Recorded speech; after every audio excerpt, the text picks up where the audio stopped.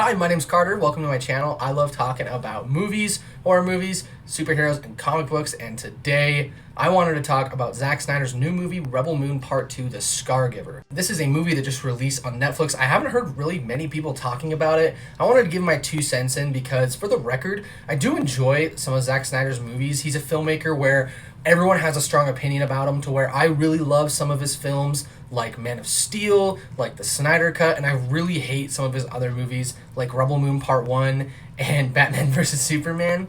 And so this was interesting for me going into it because when I watched Rebel Moon Part 1, for me, I could totally tell that it was like a rejected Star Wars pitch. It just felt so much like the original Star Wars from 1977 that it was really hard for me to like take my eye off of that and get that out of my head. It just felt like a watered down, hollow version of Star Wars.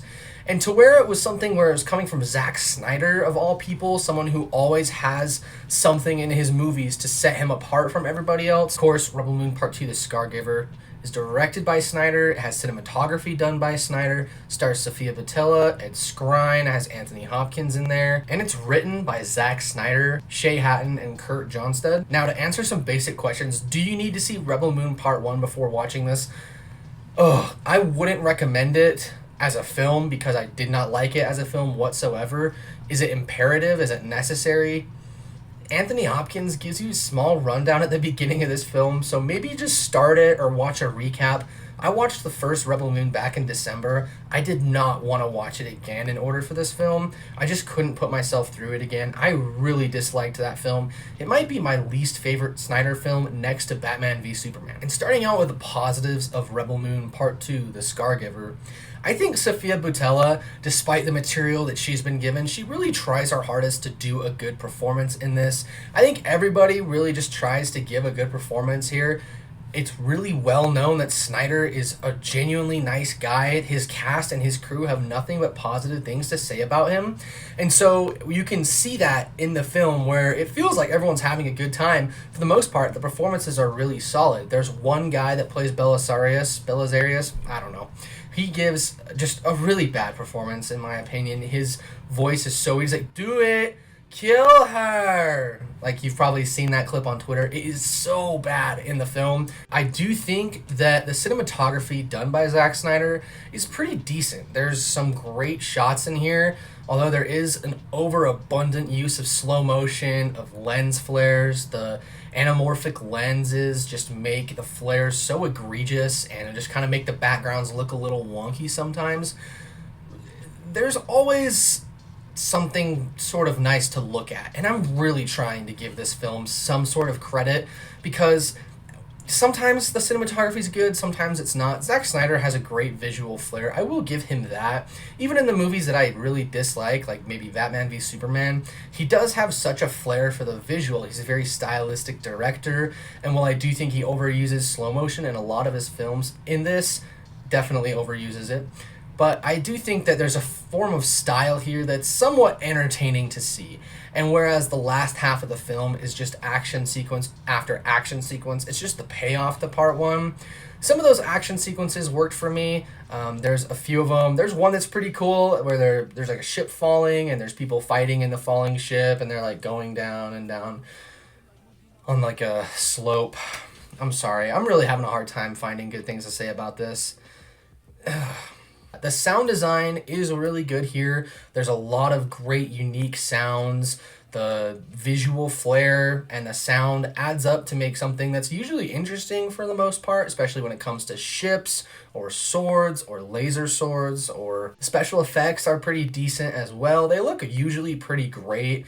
The robots look great in here. Sometimes it's a little hard to get that balance of like a robot that probably weighs like a ton or like half a ton seeming like effortlessly jumping through the air. I think Snyder does a pretty good job of that here, and sadly, that's about it for the positives. Like I mentioned before, and like I've kind of been alluding to, I really didn't like this movie, and getting into the mixed and the negatives of this film, might be one of my least favorite movies of the year next to Madam Web and Imaginary. I had a really hard time enjoying myself in this one. It just felt very hollow and very unengaging as a science fiction film. And as much credit as I want to give Snyder for his past films, I just didn't care for this anymore. It's so hard for me to find something interesting or engaging about this film because it's just not there. It's just rehashes and retreads of what has come before in other science fiction films, but done with a lot less soul, a lot less energy, a lot less charisma. So this feels just like an empty void of charisma, of soul, of an enjoyment, and it comes off feeling just very hollow. It rang very false to me, and it just felt like it was aping a bunch of other better science fiction projects, unfortunately. So yeah, this movie I really did not care for. The score is not very engaging. The performances aren't that great because the material they're given is terrible. The script is egregious here. I know Snyder wants to write his movies, but in my opinion, he's just better when he directs other people's scripts. He brings a great visual flair. But in this film, he just goes so overboard with the amount of slow-mo. There's slow motion sequences montaging together of people cutting grain, of people filling up water. We don't want to see characters sit around for 12 minutes and exchange backstories. Like, what's your story? You can't choose your parents. That's literally a line, like, you can't ever choose your parents, to transition from one backstory to another. It's just so bad. I found the script to be so unengaging, very uninteresting. Oh man, and unfortunately I had a really hard time enjoying this movie. I just repeated that over and over again. This is going to be a quicker review because everything here was just very uninteresting, unengaging, and I can't like passionately get into it like I did with Madam Web. It just feels so hollow. The editing was weird and all over the place because he can't choose if he wants to make a 3-hour one movie or 2 2-hour cuts and then expand it into 6 hours. He can't choose if he wants 3 hours, 4 hours, or 6 hours. He doesn't know when to just kind of cut it off at any point. And so to where there's an ending that's pitched as like, hey, we can go do this now. There's a lot of dangling story threads. I don't care. Unfortunately, I don't want to see any more in the Rebel Moon universe. I think Zack Snyder should just cut his losses and move somewhere else. Pick a script that he really enjoys and direct that. I think Zack Snyder, his visual flair was interesting to see here, but I don't think it really did the movie many favors. When characters would die or you see people dying in battle, like villagers, I didn't really have a reaction. I was just like, cool, can we get to the next scene? And the ending is supposed to feel like any victories are kind of cut short. It's just very anticlimactic, and it kind of just ends where I was like, oh, like that's it, I guess. Like, okay. It just ends in a strange way where like, part 1 and part 2 just feel like they should have just been one film, one 3-hour film max. Just cut everything down. Cut a few characters. There's so many characters in this movie that don't get anything to do. There's just too many characters in here. And whereas in part 1, the ending, you just had so many characters doing nothing. And you're like, oh, maybe they'll do something in the next movie. Kind of. There's certain characters here. Like there's a character named Sam. I forgot that she was in the film because she just disappears for like 45 minutes. And then that's it. And they just don't add anything. Unfortunately, overall, Rebel Moon was a really, really bland film. I went in expecting really nothing because I didn't care for the first one, and even then I was still disappointed. Everything in this movie is just really, really hollow. It rings false to me, and it just feels like it's picking and choosing other things from science fiction without understanding what made them great or what made them interesting in the first place. All the character moments just kind of fall flat for me. There's really no good uses of humor here. There's no good uses of the PG-13 rating. They should have gone for an R rating. It feels like they censor themselves so many times.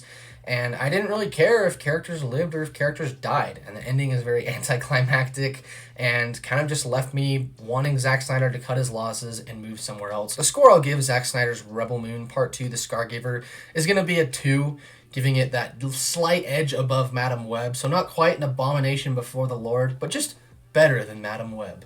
I apologize for the short review, and I repeated myself a lot. I tried really hard to think of what to say about this film. I just couldn't, man. I just found myself repeating the same things over and over. So I'm just going to cut the review right there. Thank you so much for the support on my channel recently. We're so close to 500. I was hoping I could hit it by the end of April, but I don't think I'll be able to.